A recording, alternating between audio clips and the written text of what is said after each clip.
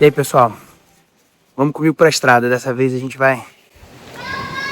Tchau, filho! Essa é a parte mais difícil na estrada. Estamos indo pro Espírito Santo, trabalhar em todo o estado do Espírito Santo. Então tem algumas coisas marcadas. Então me acompanha aí nessa ida e vamos com Deus. Eu sempre fico pensando como que... Não vou nem falar a gente, né? Se você se identificar com isso, ótimo, mas eu sou reclamão, né? Meu filho tava lá jogando bola na quadra, eu indo pro aeroporto e eu pensando assim, caraca, queria estar lá jogando uma bola com ele. Por quanto tempo eu orei por essa posição, né? De estar trabalhando onde eu tô, fazendo o que eu faço, e agora que eu tô fazendo isso, eu me vejo às vezes reclamando. É ruim, né? A gente precisa sempre educar nosso coração para evitar esse tipo de coisa. Vamos pro aeroporto, esperando o táxi chegar aqui. É o que parece, deixaremos o Rio de Janeiro com chuva.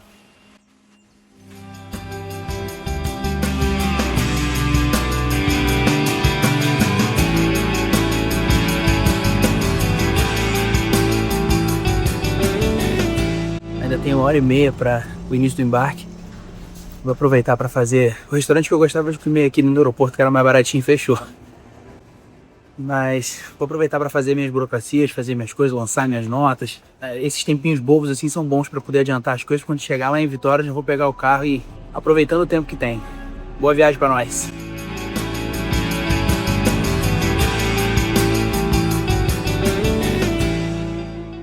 Fala, turma, dia bonito aqui em Vitória, hein? Chegamos, voo tranquilo. Pegar o carro e ir pro hotel, que eu estou atrasado. Eu tenho uma agenda agora de reunião, graças a Deus é virtual. Muito provavelmente vou ter que fazer do carro. Mas chegamos, em paz.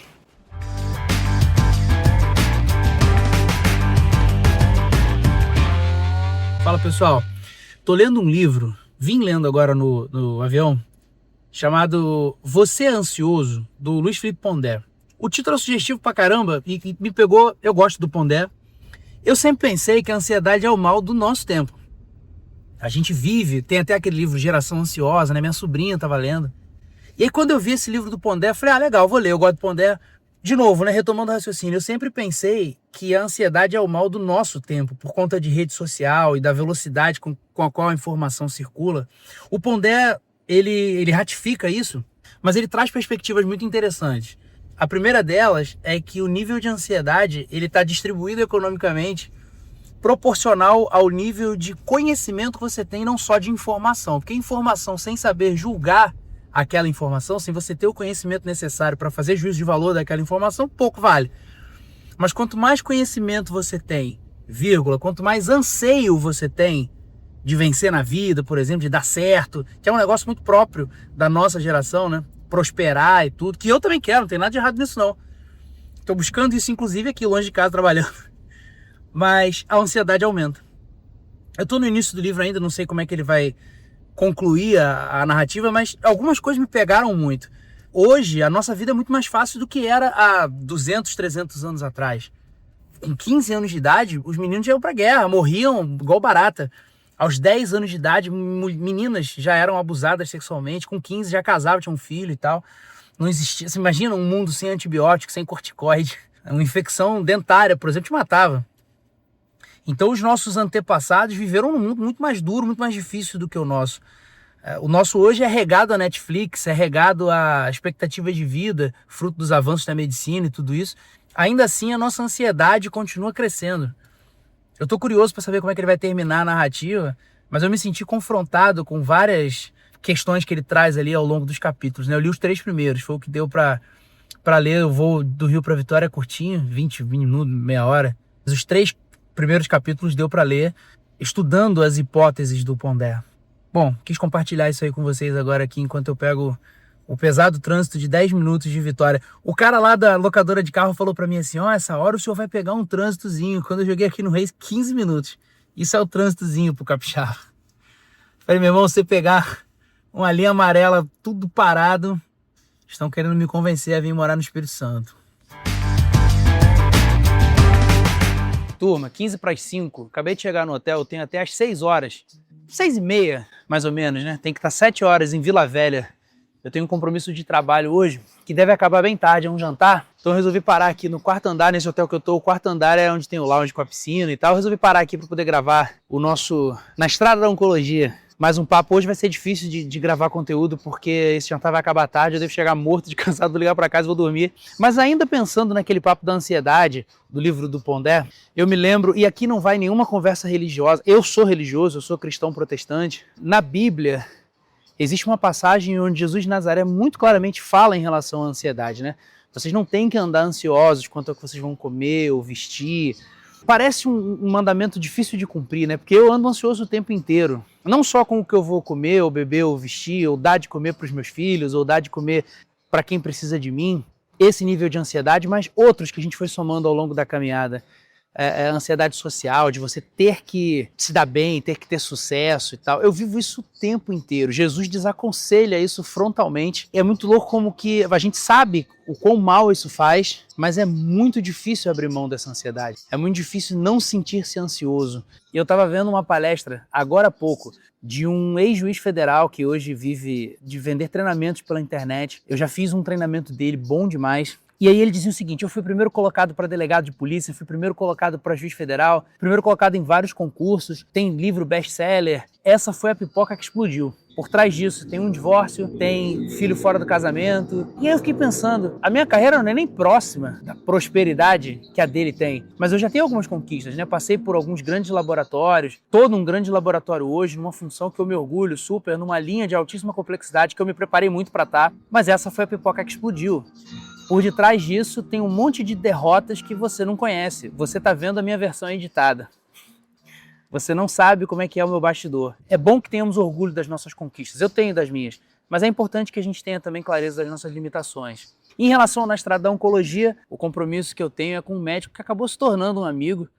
Tem pouco tempo que a gente se conhece, mas o carinho é desproporcional ao tempo que a gente efetivamente convive, né? Um médico super inteligente, super aplicado em oncologia, eu aprendo muito com ele. Como eu tô chegando nesse mercado agora como gestor, tem muita coisa que a gente troca. Eu falo, cara, doutor, me ajuda nisso aqui eu não tô entendendo. O que você acha que é melhor para caminhar? Além dele ser parceiro comercial do laboratório que me contrata, é um cara que é muito dado aos prazeres do diálogo. É bom a gente ter gente assim perto, né? Então é legal, aprendo muito com ele. Hoje vai ser, obviamente, um jantar de negócios. A gente vai tratar essa próxima metade do ano no que diz respeito às padronizações dos produtos da minha empresa. Então a gente tem assunto de negócio para tratar, mas é um jantar muito mais... acaba sendo um jantar muito mais pessoal do que qualquer outra coisa. Aprendo pra caramba, pra mim é uma aula estar com ele. É isso, turma. Vamos seguir aqui o Na Estrada da Oncologia. Obrigado pela companhia. Aproveita o ensejo para poder te pedir. Curte aí o vídeo. Compartilha com quem você acha que esse conteúdo vai ser relevante. Se você está se preparando para oncologia, manda aqui nos comentários qual está sendo o seu principal desafio. Eu quero te ajudar se for possível, mas mais importante que isso, eu quero trocar com você. Quero te conhecer melhor. Valeu? Bom dia. Vamos para Cachoeiro do Itapemirim. Fica mais ou menos umas 2 horas daqui de Vitória. Contando com o trânsito, tô meio em cima. Vou passar agora aqui na recepção para tomar um café. A estrada é relativamente boa, mas tem uns trechos que não pega a internet, então vou aproveitar para gravar e bater um papo com vocês. Temos 3 reuniões lá, Cachoeiro do Itapemirim. Vamos pegar a estrada, conhecer o sul capixaba. Vamos nessa? Cafezinho humilde, turma, porque eu tenho medo de dar vontade no banheiro na estrada. Aí tem que ser comedido.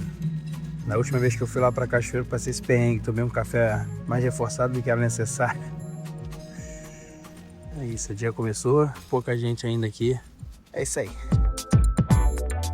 Turma, eu tava escutando um podcast aqui agora, eu ouvi uma frase que eu não aguento, eu preciso comentar. Eu não vou citar não pra não expor os caras, eu gosto deles. Eles diziam o seguinte: marketing é melhor do que produto. Se você tiver um marketing excelente, teu produto pode ser meia boca, que o marketing vai fazer o produto decolar. E eles citaram o case de uma empresa mundialmente conhecida, que é a Zara. E aí o entrevistado dizia: eu nunca vi uma propaganda da Zara na televisão.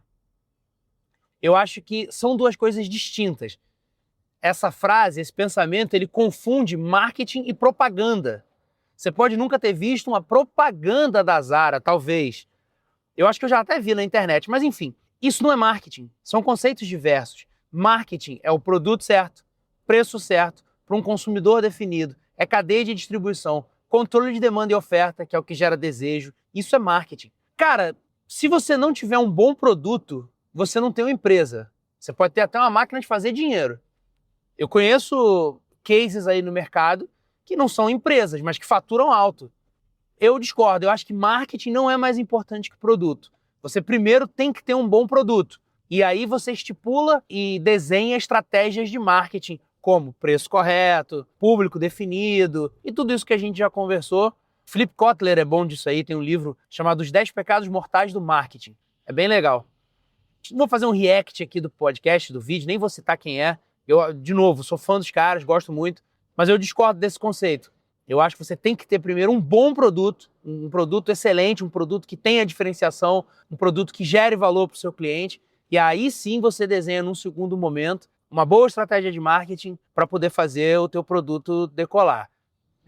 E ainda nesse assunto de marketing, envolve conceitos tão profundos e complexos que vale a pena a gente parar para pensar nos cases que a gente tem à disposição aí no mercado. Então pensa em banco. Antigamente você tinha os grandes bancos, que eram uma burocracia danada para você pedir um cartão, para crédito.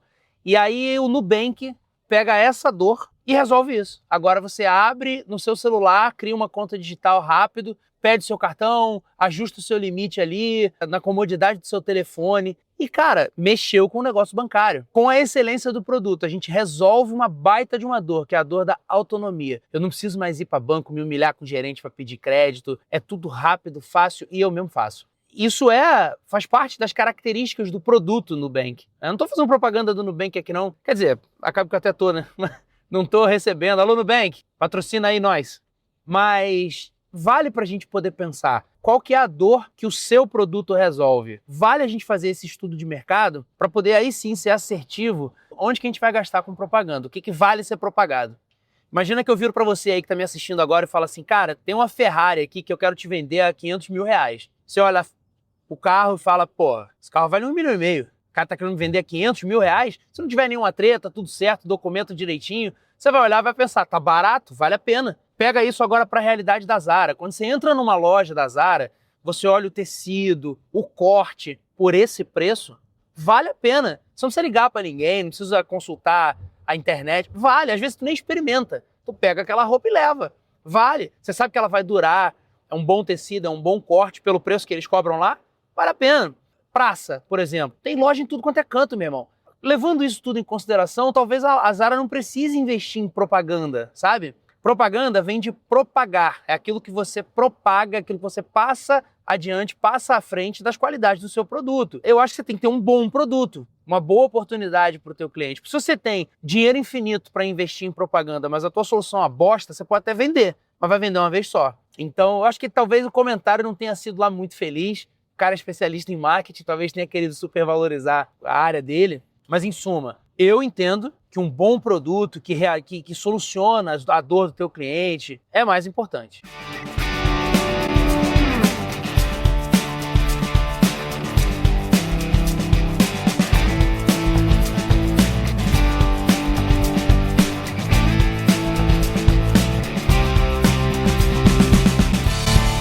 Turma, tô saindo de uma reunião aqui e tem uma plaquinha. Mude um hábito. Isso daqui é um desafio para mim, tá? Eu tenho um monte de hábito que eu gostaria de mudar e a placa sugere, muda um por vez. Então se você não faz exercício, não adianta você querer ser um bodybuilder, né? Faz 10 minutos, uma caminhada, qualquer coisa. Cara, isso é difícil, assim, eu confesso que, especialmente nessa área do exercício físico, me pega, porque eu ainda não tenho a constância necessária para o tamanho dos meus objetivos, para o tamanho das minhas ambições. Eu estou muito acima do peso, está muito desagradável, está me incomodando, para além da questão do risco à minha saúde. E parece que Deus tem me lembrado com frequência de ter essa disciplina, de ter essa constância, né? Vi essa placa aí, mude um hábito. Mas estou falando isso aqui para você porque eu estou diante de uma unidade de oncologia, especificamente na subunidade de paciente com câncer de pulmão. Aqui na parte da frente, na entrada, tem pacientes que estão em tratamento e que saem da recepção para fumar. É surreal. Eu obviamente não falei nada, nem posso. Sou proibido por compliance de interagir com o paciente nesse nível. Mas fiquei pensando, o cara está doente, enfrentando um diagnóstico complexo, mas não consegue mudar esse hábito. O vício é mais forte. Cara, isso é uma lição para minha vida e eu espero que seja para a sua. Não deixe que um hábito ruim vire um vício. Não deixe que esse vício te domine e te escravize, porque escraviza. Então o cara está em tratamento, numa doença grave, mas ele não consegue abandonar esse hábito. Criar um bom hábito é difícil e abandonar um ruim é mais difícil. Vamos para mais uma e temos um almoço para depois voltar para a Vitória.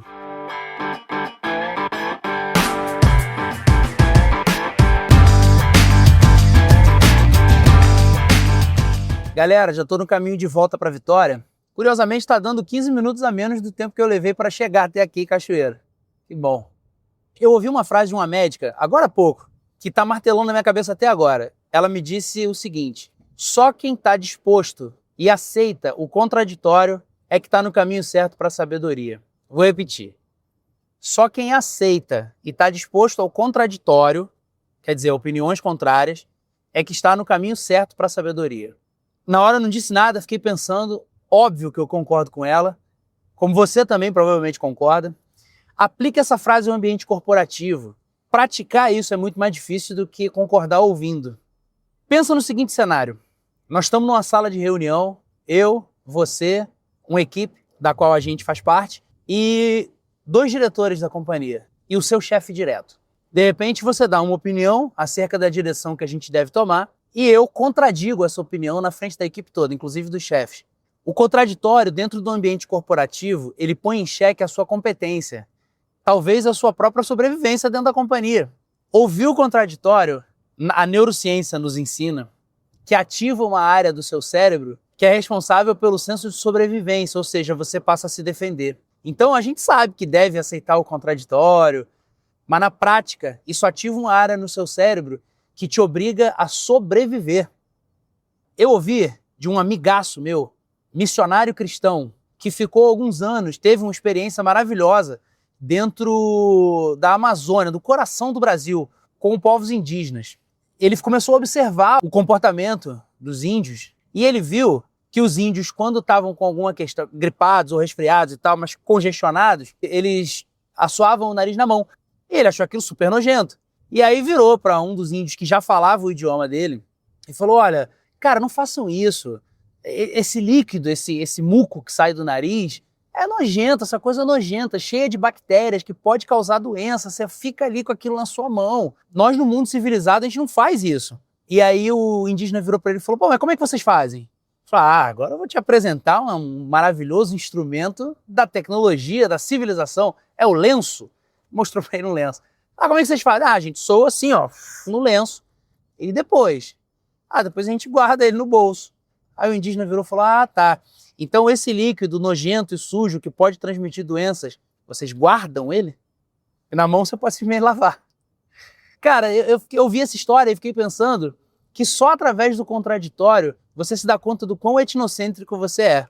Quando você está no meio quando você está num contexto onde todo mundo pensa igual a você, age igual a você, é muito difícil você ter uma ideia realmente disruptiva. Porque todo mundo faz a mesma coisa. Só através do contraditório, só através de gente que pensa diferente de você, que age diferente de você, você consegue realmente estar num caminho onde você vai ter uma boa ideia.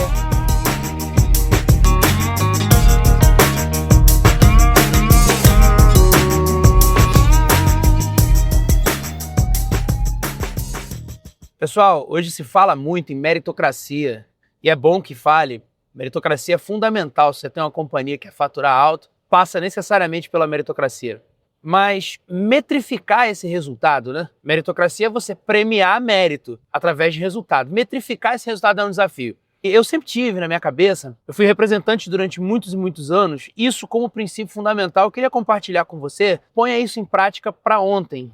Se você tem um CRM que acompanha o resultado das suas vendas, ou seu GD manda aquela planilhazinha do Excel, como é que foi o resultado aí no seu território, arquive isso, estude esses resultados, não simplesmente para aferir o seu prêmio mensal, mas para você avaliar alguns marcadores. Primeiro, o quanto você efetivamente gera de resultado e não o resultado que acontece espontaneamente. Como assim, Brito? O resultado dentro da indústria farmacêutica, em outros setores também, mas dentro da indústria farmacêutica, muitas vezes acontece independente de você. Se assim não fosse, a gente não teria setores que estão vagos, sem representante, sem consultor visitando, e o setor cresce em vendas. Às vezes o médico já tem aquela molécula na cabeça, um mercado que eventualmente aconteceu por sazonalidade, Uma infinidade de coisas podem acontecer para que o resultado aconteça de forma espontânea. Então você precisa achar uma forma de metrificar o que realmente é você que gera de resultado de vendas para dentro do seu território. Isso é importante você ter na sua cabeça porque você precisa entender em que momento você está grande demais para a cadeira que você ocupa. Se você não sabe o quanto você gera de resultado, você nunca vai conseguir barganhar um aumento, você nunca vai conseguir barganhar uma posição de liderança, uma próxima cadeira, um próximo passo dentro da sua trajetória. Uma das partes do seu trabalho é mostrar o teu trabalho. Então, se você está grande para a cadeira, porque você aferiu que você gera muito resultado, você tem que mostrar isso, seu gestor. Eu gero isso de resultado de forma consistente. Para barganhar uma nova posição, você precisa mostrar que você merece estar nessa nova posição. E um outro ponto é também para você avaliar se a cadeira que você está não está grande para você. Se você não precisa fazer um ajuste de rota, o que eu preciso melhorar, se não está na hora de investir em curso, se não está na hora de investir em conhecimento. Isso também é importante. Eu vejo que isso é uma dor, por exemplo, de founders. O cara fundou a companhia, está lá, mas a cadeira ficou grande para ele. De repente, o faturamento da companhia triplicou e ele não acompanhou o crescimento da própria empresa. Quer dizer, metrificar o resultado, o que é realmente o meu trabalho, a minha produção intelectual e braçal que está gerando esse número, né, essas vendas. Isso é muito importante para poder a gente avaliar qual que é o próximo passo. Seja ele uma nova posição, um aumento ou ajustar a rota. Investir em curso, investir em treinamento, em mentoria para poder melhorar.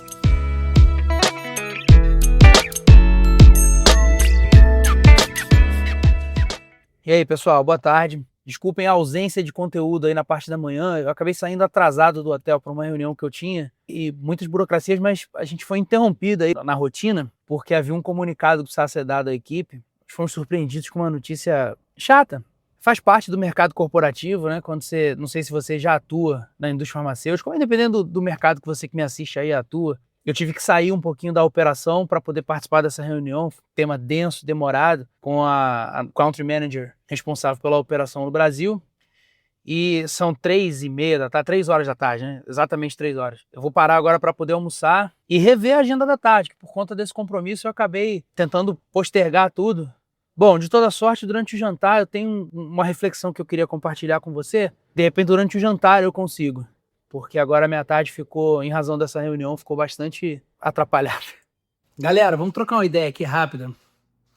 E eu queria compartilhar contigo um lance que ainda é um desafio enorme para mim. A internet está cheia de produtores de conteúdo, colocando lá sua vida, seu lifestyle, sua história. Até aí, nada demais. Eu sou um deles. Eu vivo pedindo pra você curtir aí os vídeos, se inscrever no canal, deixar seu comentário. E também nada de errado em você consumir conteúdo na internet. Além de produtor, eu também consumo. E graças a Deus por essa tecnologia. Hoje você tem grandes empresários com altos insights, com uma baita experiência de carreira, compartilhando conteúdo nas redes. Isso é ótimo. O que a gente não deve confundir é as histórias dessas pessoas com as nossas. Eu vou explicar melhor. O mundo executivo é muito diferente do mundo empreendedor. Para o mundo empreendedor, para o cara que já deu certo, o cara que já estourou, muitas vezes uma infância humilde, uma infância modesta, é top. Ele conta essa história e dá hype, os vídeos bombam. Mas o mundo executivo é diferente. Infelizmente, o mundo executivo ainda olha muito para as aparências. Então, dependendo do que você informa, de onde você veio, que você estudou na escola pública e coisa e tal, isso pode atrapalhar a sua carreira. Entenda o que eu tô te dizendo. Ai, mas que preconceito.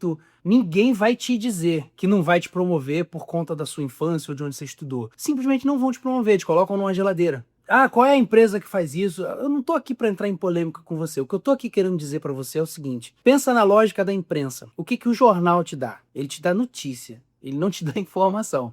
Se você quiser ficar informado, você vai ter que cavar mais fundo. Faça a mesma coisa. Dê notícia, não informação. Tem coisa que você não precisa falar. Ah, eu vim do sertão do Nordeste, eu estudei na escola pública, eu não sabia ler nem escrever até os 20 anos de idade. Cara, se essa é a tua história de vida, beleza. Não tô dizendo para que você minta nem nada do gênero. Entenda bem o que eu tô te falando. Dê notícias, não dê informação. Isso pra mim é um desafio, porque eu tenho orgulho de onde eu venho e eu falo demais. Você já deve ter reparado que muitas vezes eu tropecei nessa pedra. E é muito importante eu e você entendermos que nem todo mundo tá preparado para ouvir tudo que você tem para dizer.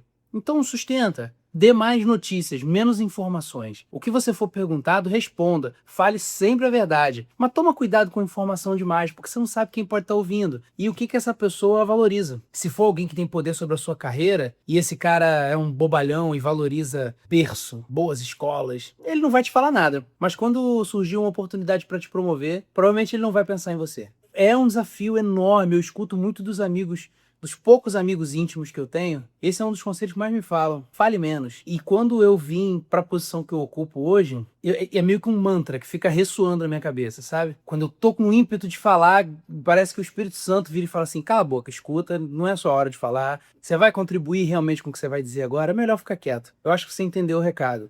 É melhor que as pessoas perguntem diretamente a você, Brito, o que você acha? Do que você se antecipar, falar e tropeçar nas próprias palavras. Meu pai, meu falecido pai e saudoso pai, dizia uma frase que eu também não me lembro agora o autor para poder atribuir, mas é o seguinte: o homem é senhor das palavras que não pronuncia e escravo das que ele deixa escapar. Eu demorei 40 anos para aprender essa parada, não sei se eu pratico 100%, mas quis compartilhar aqui contigo. É isso aí.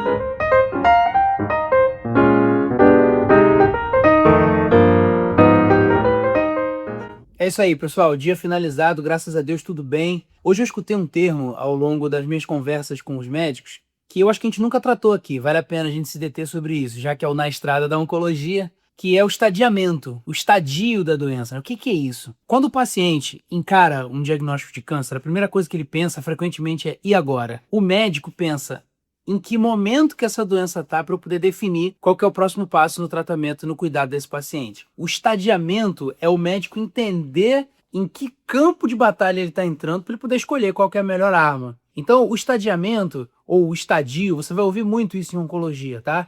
Câncer de mama metastático, estadio 1, estadio 2, estadio 3... O estadiamento é uma técnica de avaliação da extensão dessa doença. Como é que os oncologistas vão fazer isso? Você tem 3 marcadores, T, N e M. T é tumor, que aí você tem T1, T2 e T3. N é node, eu acho que a pronúncia correta é essa. Aí você vê que mancada, né? Eu tava outro dia falando que é importante falar inglês. Mas você corrige aí nos comentários a minha pronúncia se estiver errado. N é node, tem N1, N2 e N3, que é a presença de linfonodos ou já a invasão de linfonodos, né, o risco de invasão de linfonodos, a proximidade do tumor. E o M, metástases, que é a metástase. M é só um, quer dizer, M0, esse paciente não é metastático, M1, ele é metastático. Então, T1, T2 e T3 tem a ver com o tamanho do tumor. O T1 ainda é um tumor localizado, que a gente chama de câncer in situ. T2, T3 já é um tumor de tamanho bastante relevante. N0, não tem linfonodos envolvidos, nem próximo. N1 está começando a chegar perto, N2 está bem próximo ou já invadiu, N3 já invadiu os linfonodos ali próximos. E M é M0, sem metástase, ou M1.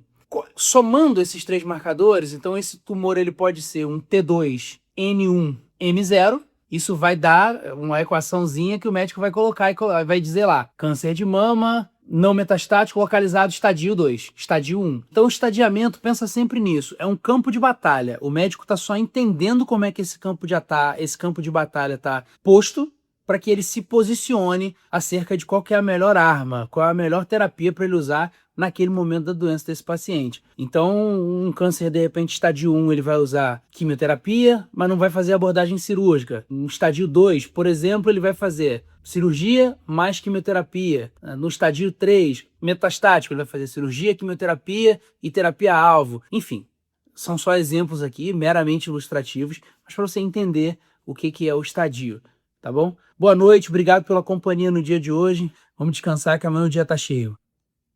Bom dia, pessoal. Último dia, amanhã eu volto para casa. Eu tô indo para a primeira reunião do dia aqui e tem muita burocracia para botar em dia, mas depois eu converso com vocês. Mas para que você não tropece na mesma pedra que eu tropecei, né? Tropece nas suas.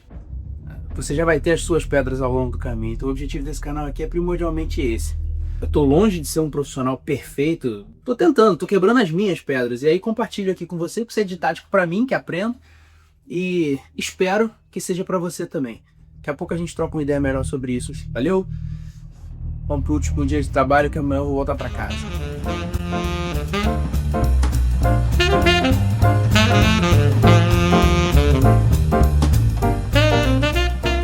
Vamos começar, meu irmão. Vambora, meu irmão. Vai devagar, hein? I have two rules, only two rules. Rule number 1, you cannot use Portuguese. I can, but you can't. Every time that you want to say something, you'll have to do it in English, okay? Ok. Rule number 2, you have to make mistakes. There's no shame on that. 13 No, anos. no, no, como? no. Not hard. 13. As regional manager. You can speak Portuguese. Sorry, 13. Se você disser que ficou 13 anos como GR, como gerente regional, esse como não vai ser how. Esse como vai ser as. Fala, galera. Semana finalizada, graças a Deus, super produtiva. Uma outra notícia mais desagradável que a gente tem que lidar aí no dia a dia, mas é assim mesmo, né? Acabou que ao longo dessa semana a gente filosofou um bocado. Eu desenvolvi pouco sobre oncologia, né? E aqui é o Na Estrada da Oncologia. Ontem eu falei sobre estadiamento. O que é uma doença de estadio 1, 2, 3, como é que o médico pensa para poder estadiar a doença do paciente. E aí eu queria compartilhar com você um negócio que ficou na minha cabeça no meu início da oncologia. Eu sempre pensava o seguinte: por que dois pacientes com o mesmo câncer têm abordagens terapêuticas completamente diferentes? Se você trouxer isso para o ambiente racional da linha farma, por exemplo, retail, um paciente com uma infecção vai tomar antibiótico, não é isso? Na oncologia, sob o ponto de vista de terapia, me fazia pensar, pô, mas se é câncer de pulmão, os dois pacientes têm câncer de pulmão, por que as terapias são tão variáveis? Tem 3 pontos aí que explicam essa questão. O primeiro ponto é o estadiamento da doença. É totalmente diferente eu tratar uma doença localizada para uma doença que já se espalhou. Então, o estadio da doença vai ser determinante para eu poder escolher qual é a melhor terapia. O segundo ponto é o próprio tumor, são as características biológicas desse tumor. Alguns tumores têm proteínas específicas, têm mutações genéticas específicas que outro tumor não tem, mesmo sendo no mesmo local, no mesmo sítio. E o terceiro e mais importante é o paciente. Não existe doença sem o paciente. A gente precisa sempre pensar em que momento que está esse paciente. Se ele é jovem, se ele é mais idoso, se ele está muito fraquinho, se ele não está, se ele vai suportar um tratamento um pouco mais agressivo. E isso é preponderante para poder o médico oncologista tomar uma decisão de qual abordagem terapêutica ele vai usar, se o paciente vai suportar. Então esses 3 pontos são muito importantes, eu diria determinantes, para poder o médico tomar uma decisão